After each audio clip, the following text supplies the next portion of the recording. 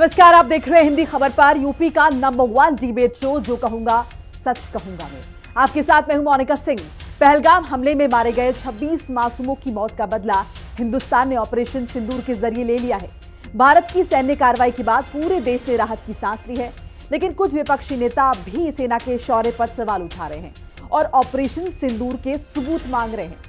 इस वक्त जब पूरी दुनिया दोनों मुल्कों के बीच जारी तनाव को देख रही है, तब ये कुछ चुनिंदा नेता सरकार पर चुटकी लेने और सेना पर सवाल दागने से बाज नहीं आ रहे। हालांकि सेना की इस कार्रवाई पर सवाल उठाने वालों पर योगी आदित्यनाथ खूब गरजते हुए दिखाई दिए। उन्होंने कह दिया है कि हम पहले ही कह चुके हैं, पहले हम छेड़ते नहीं हैं, लेकिन अगर कोई हमें छेड़ता है तो हम उसे छोड़ते नहीं।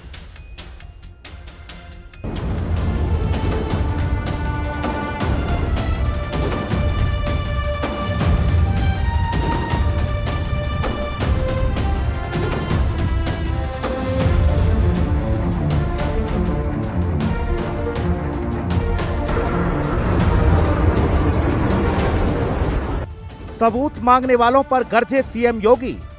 अखिलेश बोले यूपी सरकार अनुपयोगी। विरोधियों को जिहादियों पर चेता रहे योगी। सवाल उठाने वालों की बाबा ने पोल खोली। पाकिस्तान के खिलाफ हुए ऑपरेशन सिंदूर के बाद सेना के साहस को हर कोई सलाम कर रहा है।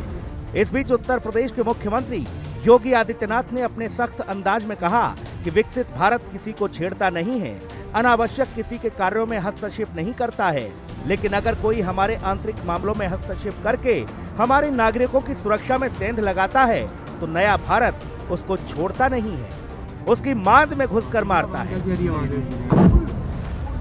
7 मई को इस भारत की ताकत का एहसास पूरी दुनिया ने किया है और आने वाले समय में भी दुनिया इसका एहसास करेगी।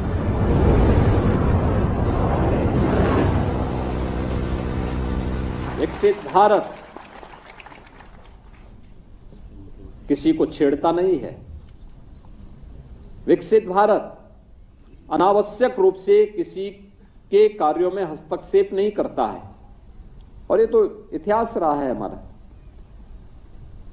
बेवजह हमने किसी देश के कार्य में कभी भी हस्तक्षेप नहीं किया, लेकिन अगर कोई हमारे आंतरिक मामलों में हस्तक्षेप करके हमारे नागरिकों को छेड़ता है, उनकी सुरक्षा में सेंध लगाता है, तो नया भारत जो विकसित भारत की आधारशिला बन चुका है वह उसको छोड़ता भी नहीं है, उसकी मांद में घुस करके उसको जवाब देता है।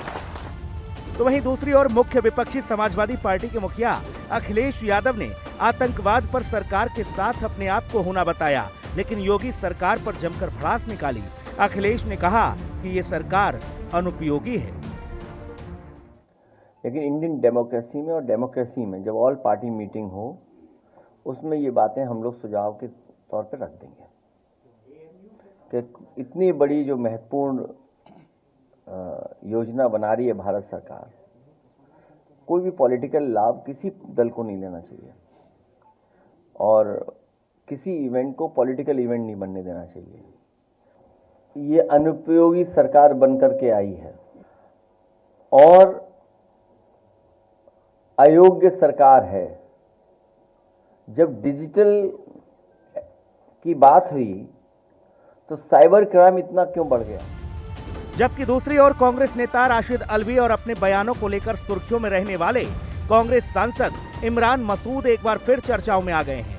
राशिद अल्वी जहां पूछ रहे हैं कि क्या सभी आतंकी मारे गए, फिर से पहलगाम नहीं होगा, इसकी क्या गारंटी है, तो वहीं कांग्रेस सांसद इमरान मसूद ने मारे गए आतंकियों की संख्या पूछ ली।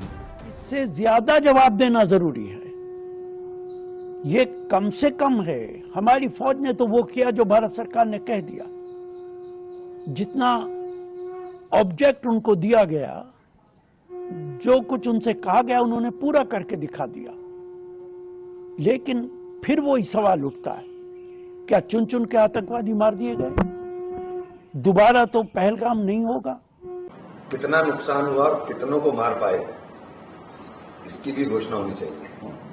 जिन आतंकियों ने यहाँ आतंक मचाना है, आतंक के आकार बने बैठे हैं, उन आतंकियों के ठिकानों पर हमले हुए, उनमें कौन कौन मारा गया, उसका खुलासा भी हो जाए तो हमारे दिल को तसल्ली हो जाए। पाकिस्तान पर जारी भारत के हमले के बीच देश में विपक्ष पशोपेश में है। विपक्ष जब सरकार के साथ होने का दावा कर रहा है तो फिर कितने आतंकी मारे, कौन कौन आतंकी मरा, ये पूछना भी सबूत मांगने से कम नहीं है।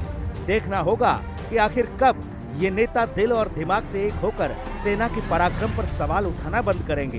खैर, ऑपरेशन सिंदूर लगातार जारी है। लखनऊ से विक्रम सिंह राठौर और राहुल श्रीवास्तव के साथ ब्यूरो रिपोर्ट, हिंदी खबर।